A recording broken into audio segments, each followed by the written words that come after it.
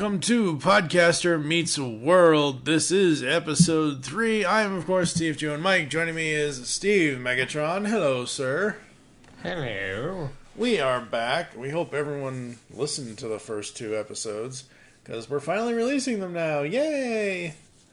And the plan is to release 2 a month for the next couple of months, basically part 1 and part 2 of each season.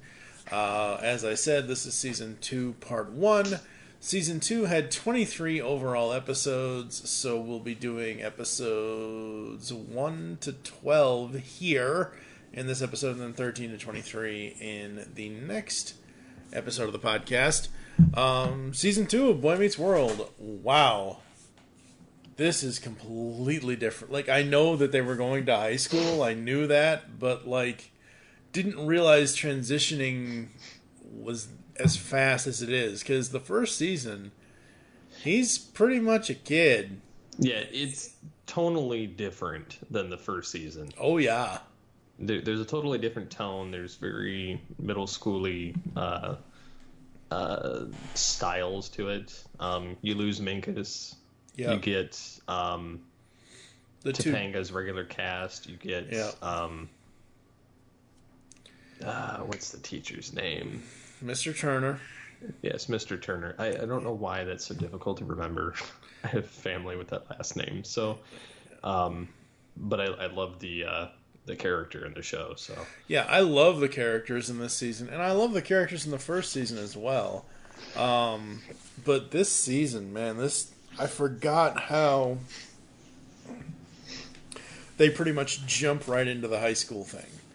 And the fact that high school is whatever it is, 7th grade to 12th, whatever, 7th, 8th, 9th grade. Like, okay, so this is middle one of the school reasons. Is typically 7th and It's 8th. Yeah. And then high school is like 9 through 12 typically. Yeah.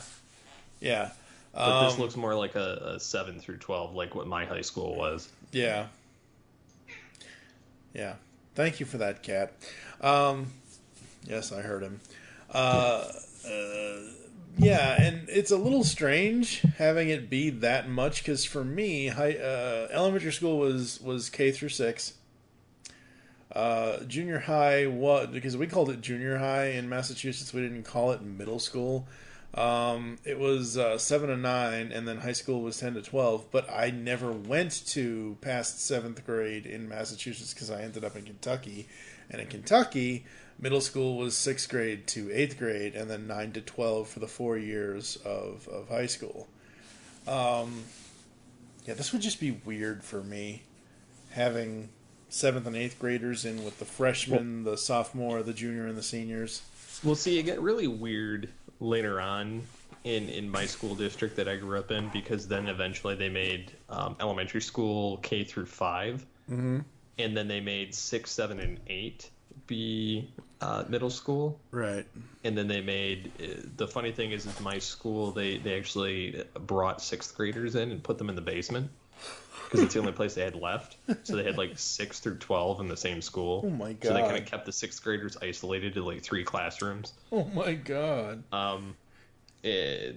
Yeah, so it was kind of strange, to be honest. And then like a couple of years later, they moved them back out, and I think now the school is like, I want to say they're 9 through 12 now. I don't think they even have, but I could be wrong. I'm not. It may not have changed, but there's only 2 high schools left in my district now, so there used to be like 6. Yeah, where I grew up anyway. Yeah. Flint, Yeah, the place that doesn't have the drinkable water. Exactly. The place where no one lives now. Yeah. Except your mom. Yeah. My dad still has the address, too. The mailing address of Flint. He doesn't live in Flint, but... Right, yeah. Alright, so episode 1, season 2. Cory, Shawn, and Topanga are starting high school. Eric makes them a guide to John Adams High School on the condition that they don't speak to him during school hours. However, a simple manual does not make Cory's first day perfect, as he quickly runs into the school bullies, led by Harley Kiner. When he accidentally gets Harley into trouble with the new high school principal, Feeny! It may be both Cory's first and last day of high school. I specifically left that out because I was not sure how they were, like, once I saw Jonathan Turner, Mr. Turner, the teacher, played by Anthony Tyler Quinn, I was like, okay, so obviously it's not going to be Feeny teaching them, but, you know, how do you not have William Daniels on the show? Because he meant so much to them in the first season. And, of course, he's acting principal of the high school. Which is quite humorous. It's very cool.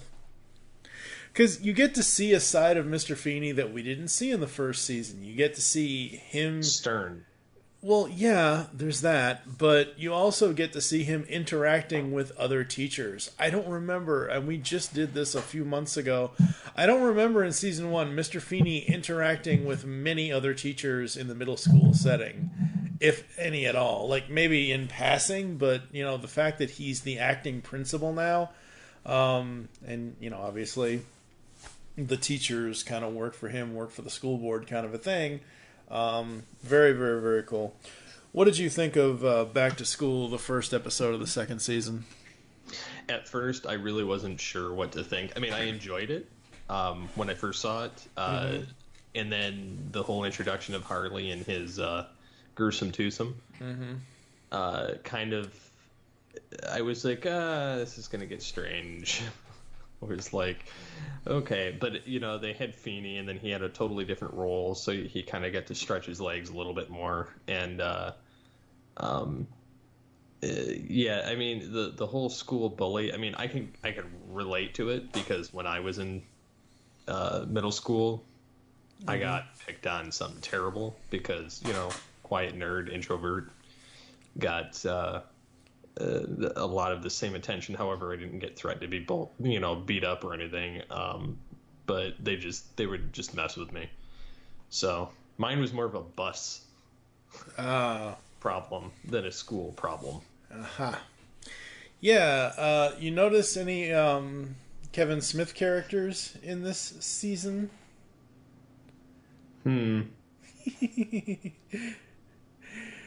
That's not a schooner, it's a sailboat. Ethan Suplee was in Mallrats. Ethan, who plays Frankie in this. That was... Yep. Yeah, I mean, I was familiar with these guys. I've not actually watched Kevin Smith's early stuff because it's boring to me. The next episode we had was called Pairing Off. Cory realizes that everyone at school, even Shawn, has paired off into couples. When he unexpectedly discovers one of Eric's secrets, he forces him to give advice on how to get a girl to say hi. However, taking advice from Eric may prove to be a mistake.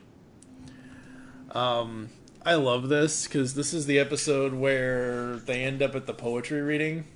And basically the entire cast ends up there, and they all end up making out. I'm like, oh my god.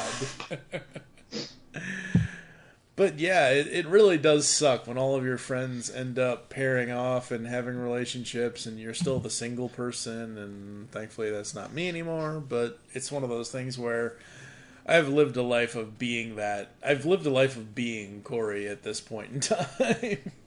I was pretty much single all the way through my senior year of high school, so not for lack of trying, but yeah, it just was not very fun.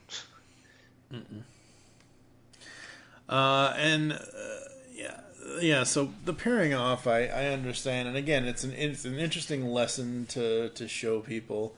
Next episode, Notorious.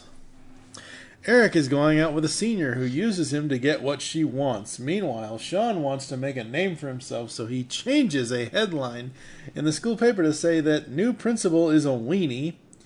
But when a witness places Cory at the scene of the crime, he must choose between turning in his friend or facing suspension. Okay, the cool thing about this one, this is the debut of Jason. This is the debut of Jason Marsden as Jason, Eric's best friend. This is him. Ooh, looking hot. Didn't you just do a guest spot on Baywatch? Thank you, Jason, but I think I'm just a little too mature. Oh, stop. I'll tell you, though, if they do Baywatch, the next generation, you're in. Hey, Jason. Hey, you're not shooting hoops just like that, are you? Oh, I got a bail in the game today. Something kind of came up. Oh, let me guess. And I'm just pulling this out of the air here. A certain senior girl named, Vampira? Desiree? Oh, that's her day name. I have to go to the mall with her. You have to? Yeah, so she can show me what she wants for her birthday. Right. My condolences on the loss of your son. Thank you, Jason. And in lieu of flowers, please send donations to the Foundation for the Terminally Whipped. This makes this show even better for me now, because you basically have Batman and Duke from G.I. Joe Renegades being best buds, and some of the lines that were written for Jason. Well, and he crossed over between this show with Step by Step? Step by Step. Like, his character transitioned over there. Oh, did it? Okay. Yeah, I don't know. I watched all the shows that were on TGIF back in the day. You can watch them all again, too, because they're all on Hulu right now still. I know, I've been watching them. Yes, exactly. So this one is basically, being loyal kind of a thing, which is obviously a good lesson and everything else. It's a lesson on should you cave to save your friend, knowing that what he did was wrong, right? But you don't want to turn him in, or it kind of puts you in this little sticky situation where you're kind of trying to figure out if you should or not, even if it's out of character for something you would do. Yeah. It would be a tough choice, just from my own perspective. Like, if I were in his shoes, I wouldn't really know where to go with it. Yeah, I'm not sure either. I mean, I liked the way they handled it. I liked, how at the end Mr. Feeny basically said, as the principal, I hoped you would, but as your teacher, I'm glad you didn't, kind of rat out your friend kind of a thing, because, you have to be loyal to some people at times. It's like... We then have the Grapes of Wrath episode, Me and Mr. Jode. That's Grapes of Wrath. Yes, it is. That's a real book. It's a 2-pounder. And it looks like you're very near the end. Page 582. I am impressed. I'm impressed to the point of who are you? And now, I'm on 581. You're reading it backwards? Yeah, see, this way I already know what's going to happen, which makes everything that happens before it make sense. What do you think? Pretty good. Not as good as your idea of taking all 30 showers on the first of the month. Yeah, I was too clean in February. When Mr. Turner lies to Cory's class about an upcoming test, Cory attempts to use what he learned in the Grapes of Wrath by launching a student protest. However, he soon learns the lesson is hidden in the lessons hidden in the novel, and there is a price to pay for doing what you think is right. So there's a huge difference between migrant workers getting, going on protest and getting what they deserve versus students not being able to take a test. I like Cory's gumption in this, but, come on. I know he's still learning, but jeez. There are consequences. Oh, yeah. For one's actions. Absolutely, and that's there the are. life lesson for everyone. Yup. Everything you do can and may come back to bite you in the rear. Yep. Especially nowadays, anything you do and say on social media can really come back to bite you in the ass. Especially if you touched them. Ew. I don't want a chocolate pretzel, thank you very much. That was an odd transition, but okay. It's a Mallrats thing.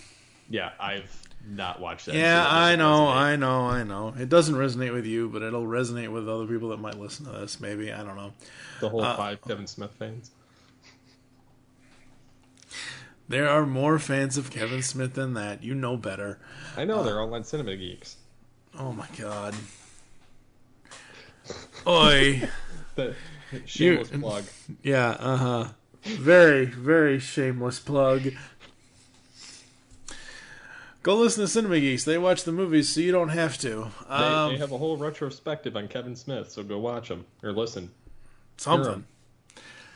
Next episode is The Uninvited. Cory thinks he's cool when he's invited to his first high school party by the exclusive-minded Melissa. But surprisingly, a more popular Shawn is not on the guest list. Now, he will learn the true meaning of friendship. Okay, so this one, I was kind of curious about where this was going to go, because I remembered this episode, but I didn't remember this episode. Come to find out that her parents basically nixed the guest list, and Shawn was the first one off of it. And Cory comes to the realization when he gets there, he's like, "It's a geek party!" And he turns to her and he's like, "Explain yourself." And she says, "Well, all the cool people, my parents don't like them. You know, all the bad boys and all this and all that, my parents will not let them be here." So, what I love here in this episode is how excited Cory is and how nonchalant Shawn is. Like, Shawn's like, "Okay, I didn't get invited, so what? It's just a party." And Cory's like, "But you have to be just absolutely distraught that you're not going to this party." Not really. And then he realized why he wasn't why he didn't get invited. Yeah. And then he was like, "No." Yeah.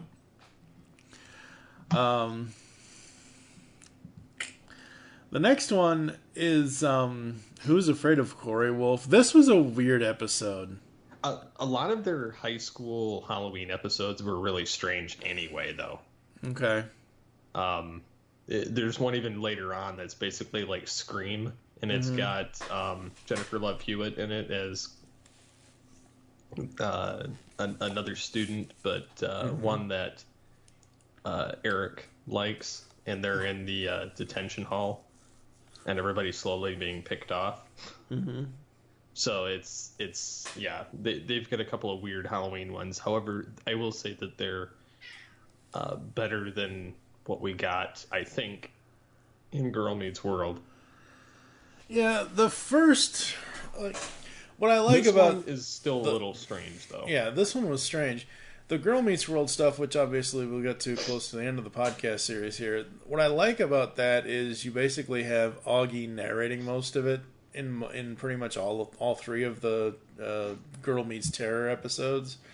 I don't remember the Halloween episodes for this, so this is going to be super fresh for me going back and watching them. But you get Phyllis Diller in this episode. Yes, you do. It's the crazy fortune teller lady. Yes, very, very cool. And then there's Wake Up, Little Cory. When the class cannot understand Much Ado About Nothing, Mr. Turner launches a new controversial project. He asks his students to videotape each other with their views on love and sex. However, when Cory and Topanga stay overnight at the school to finish their project, they themselves become a scandal story, angering Topanga. Oh boy. Yeah, the cruelness of kids in school. Oh yeah. Taking something innocent and turning it into something rotten. Mm-hmm. Just because it sounds good. Kind of like news. That's so fake. Yep. Just like this story. About this man named Brady. Oops. Yep. Sorry. Wrong show. Yeah. I don't know. I enjoyed the fact that they were doing this videotape project because it kind of brings back memories of just doing stuff for college and just stuff that I used to just go around with a camcorder when I was a kid and kind of just film just for fun. But the whole, the scandal story, it's. I mean, I understand why it happened, and Cory and I get Cory wanting to be the cool kid and everything else, but obviously, looking at Topanga's angle on it is like, oh, well, I want my good name back and this, that, and the other thing and everything else. And I mean, he even said at the beginning before Shawn was basically Shawn prodded him into it. He's like, "But Cory, you're cool now. People are thinking this." Before that happened, Cory was like, "Nothing happened. We just slept there." It's And honestly, even though Cory is in high school now, he's still not that. He's not close to being a teenager yet. I didn't start thinking about girls till I was like really thinking about girls till I was 13 or 14, maybe 12 and a half. But I mean, they're still too young. Like, I started thinking about it about that age, but even then, I was more concerned with like having fun and I just started getting into like video games, and it started getting into graphic design and my own websites, and so like I was in my own land in my head most of the time, so much like I am now, which is not necessarily a good thing when you're a grown man, but yeah. Next up, we have Band on the Run. Cory and Shawn pretend they're in a band so they can impress girls. This inspires Alan to connect with his former bandmates. But while this creates some problems for him, Cory and Shawn face a bigger dilemma. They accidentally are booked for the entertainment at the school dance. Oh boy. Yeah, they can't play. nope. So you got Mickey Dolenz, Rick Nelson, and Billy Vera as Larry, Gordy, and Norm, which are Alan's buddies. This is another one of those episodes that I enjoy the parent storyline more than the kid storyline. Oh yeah, totally. Yeah. Just because I can see the perspective of the dad being like, yeah, and then they're like, no. No, exactly. Why does everybody else sound great and I suck? It's because you've always sucked at it. And then episode 9, we have Fear Strikes Out. Make-out party. Cory and Shawn See, those are some of those things that just never actually happen. Yeah. As far as I can tell. Like, it's a movie thing. Like, more than anything that actually happens. Yeah. Yeah, you're right. It is that, and it's also just this stereotype. It's this supposed trend. It's this supposed trend of every high school and college party is going to have a makeout session in it, kind of a thing. I am glad it was Topanga in the closet with him. It's only fitting, I mean. Yeah, obviously. And then we've got episode 10, Sister Teresa. Cory wins a girl's heart with a little politeness, but he better stay respectful because she's Harley Kiner's kid sister. Teresa, also known as TK, who never takes no for an answer. That was an interesting twist that they threw into that. I didn't see it coming. And it was something different to do. Yeah, as soon as I saw the leather jacket, her attitude, and the TK kept coming up, I'm like, it has to be Harley's sister. See, I didn't even put two and two together to begin with. That was like an afterthought. Like it wasn't something that resonated with me, so I would have never thought about it. Wow. Not until it was revealed in the actual show. Yeah. The actress that plays TK, Danielle Harris, oh wow, has she been in a lot of stuff. But it's one of those things where she was Molly Titan in Roseanne back in the 90s.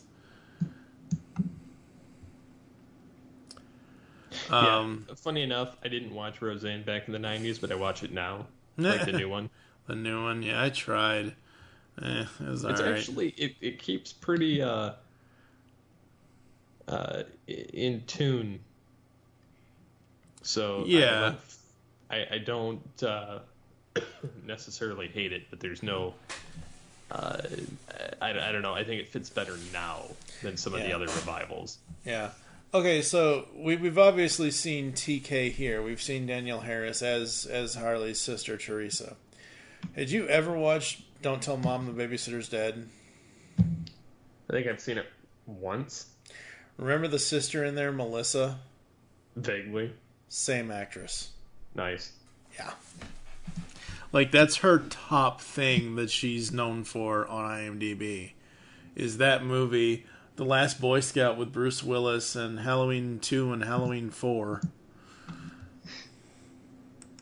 But no, I like this one. I thought this was interesting, kind of seeing the whole Kiner family deal, and basically, no more baboon, and they don't even tell you right away. Like, you should get it immediately why Harley's being nice to Cory. Like, he's actually calling him by his name and not, Johnny Baboon and all of that. And I had forgotten when Girl Meets World started, when Harley showed back up as the janitor, I had forgotten about Johnny Baboon. Like, they kept mentioning it in Girl Meets World. I'm like, when did that happen? I don't remember that. But yeah, I remember when they called him that. Oh, yeah. It was a nice nod. Yep. Absolutely. And the last one we're going to talk about today, or the last two here, because I think we are doing 11 and 12. I'm losing my mind, folks. I just really, really am. Is the beard. Yeah, the beard and turnaround. So we have the beard. Oh, boy. When Shawn cannot decide between two girls, he asks Cory to date one of them while he gets to know the other. However, Cory falls for the girl he's supposed to, quote-unquote, hold for Shawn. Yeah, this is not a good idea. Well, there's two things with this. One, you get the debut of Chubbies, which was a staple of the show towards the end. Oh, yeah, absolutely. Before it became something else while they were sitting in the restaurant. Yeah. And then, then you have this whole situation, which is just wrong on so many levels. It's like, pick one and then just leave it. Yep. Make a decision. Make a decision. And how we're ending this part one of season 2 here is with episode 12 is Turnaround. A turnaround dance gives girls a chance to ask guys out, but that does not take any pressure off of Cory, who now worries about who'll ask him, if anyone. Very unfortunately for Cory, it may turn out to be a dance abundant in rejection. Dun, dun, dun. Dun. Yeah. So, yeah, this was interesting. I don't remember ever going to turnaround dances. Nope. I don't remember that at all. I went to a few dances in high school, and they were the only times I ever went. Once I went to homecoming my senior year. Funny enough, before I met my wife, I'd asked this particular person out who didn't even go to our school, and then a couple days before the dance, like, I'd met her, and I was like, man, I should have asked her, because I got to know her decently well, and I was like, really liked her, and then we both ended up with different dates for the homecoming, and then by prom we were going together, and then the next year when she had her homecoming, I went to that. So, yeah, it was. That's the only 3 I've ever been to. Wow. Yeah, I went to a couple of them. Hell, I was actually my high school claim to fame is I was the only guy on the junior prom committee. So. Nice. It was me and 5 other girls. So there's that. Hey, you want to hear something really cool? What's that? Same night we had prom for my senior year. They had a carnival in town the same night. Oh, wow. And So get this, my prom was so lame. They had a dance floor that was exactly 10 by 10, like in feet, and it was maybe it was less than that. Maybe it was like 8 by 8 or something. But anyways, it was still insanely small. Nobody was on it, and they had finger food instead of actual food that they were supposed to have, and the music sucked. And so we sat down with some of my friends for about a half hour, and then we left, and we actually went to that carnival. Oh, wow. Paid $6 parking. We didn't have to pay for anything the whole night because we were in our prom dress. My wife was in her prom dress, and I was in my suit. And we just got on everything for free all night because the carnival was dead. And they were like, "Hey, here you go." And then they eventually conned me into I did a photo thing where they'll print it on a T-shirt, like matching T-shirts. Mm-hmm. And I did that after I got them to talk down the price because I didn't have any money at the end of the night. But yeah, so it was great. We got those. I think the last one got thrown out like a year and a half, 2 years ago because it got water damaged. But they were like old shirts. But anyways, yeah, it was funny because we were dressed up in prom clothes. We got to go on the carnival stuff for free. So we actually ended up having an awesome night just going around doing that, riding rides. Very cool. Yeah, I was never a carnival person. I don't know. Carnivals, but that's because I go to the fairs that are in town when they have the carnivals every summer.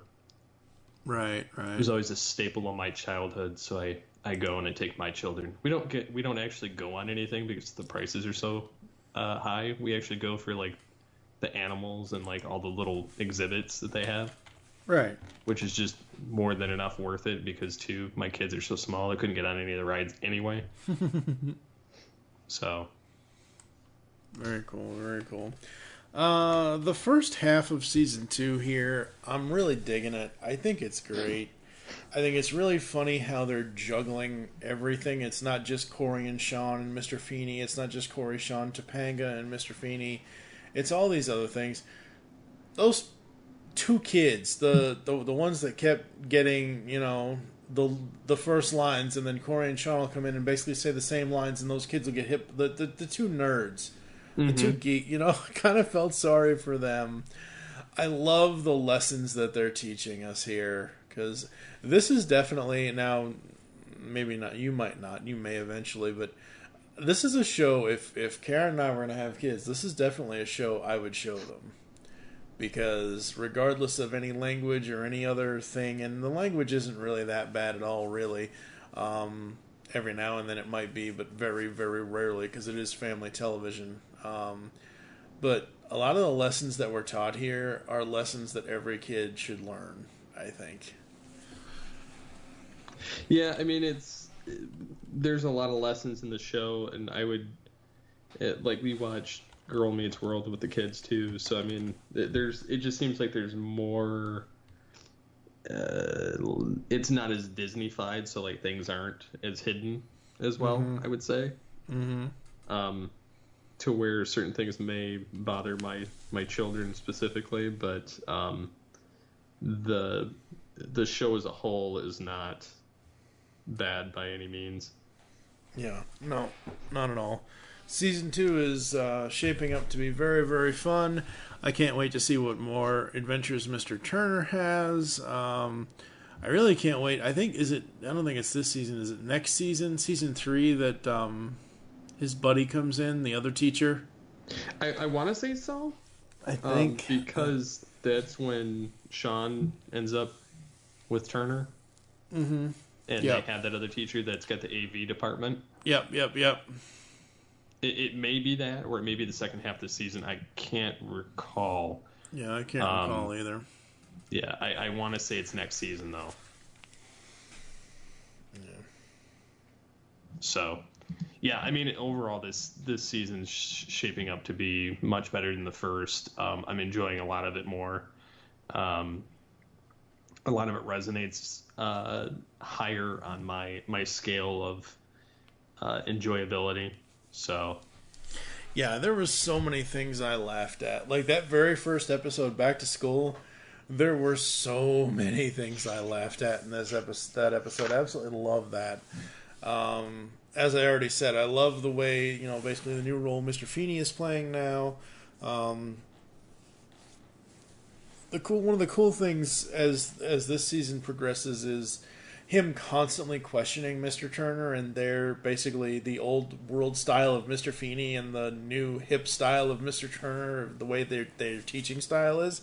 How that kind of, not necessarily clashes, but clashes is the best word I can come up with it. Like basically saying, hey, let them learn this. Let them learn it this way. Let them see if they can retain the information. Let them see what they can do. And because Mr. Feeny has been a teacher so long, he is, kind of set in his ways. And Mr. Turner is now this whole new voice for teaching in different way. Like the first episode, like I mentioned, that's the X-Men episode because he has them read X-Men, whichever it was. So, yeah. Absolutely love it. Any other closing things you would like to say before we get the heck out of here? No, I think we're good. All right. Next time around for the second half of Season 2, we're going to do episodes 13 to 23. Cyrano, I Am Not a Crook. Breaking Up is really, really hard to do. Danger Boy, On the Air, By Hook or By Crook, Wrong Side of the Tracks, Pop Quiz, The Thrilla in Phila, Career Day, and Home. Thank you for joining us here on Podcaster Meets World. There are several ways to get in contact with us or leave feedback for the show. Visit the website, geekcastradio.com, where you can comment on this and all of our other episode posts. Email us feedback at geekcastradio.com. Put Podcaster Meets World episode, whatever number episode it is, in the subject line. Leave the show's feedback in iTunes. Please do this, folks. Follow us on Twitter at GeekCastRadio is the network Twitter. I am at TFG1 Mike. What is your Twitter? SCP-21. Become a fan on Facebook. Go to facebook.com/GeekCastRadio Network. We hope you enjoyed this second, third, something. Damn, I forgot to retype that. This third episode of Podcaster Meets World, and wish you'll join us next time. For now, I am TFG1 Michael with Steve Megatron Phillips. Tune in next Friday night as we continue on our journey through Boy Meets World here on Podcaster Meets World. Well, I am shocked and dismayed. Well, now you can't be both. You be shocked, I'll be dismayed.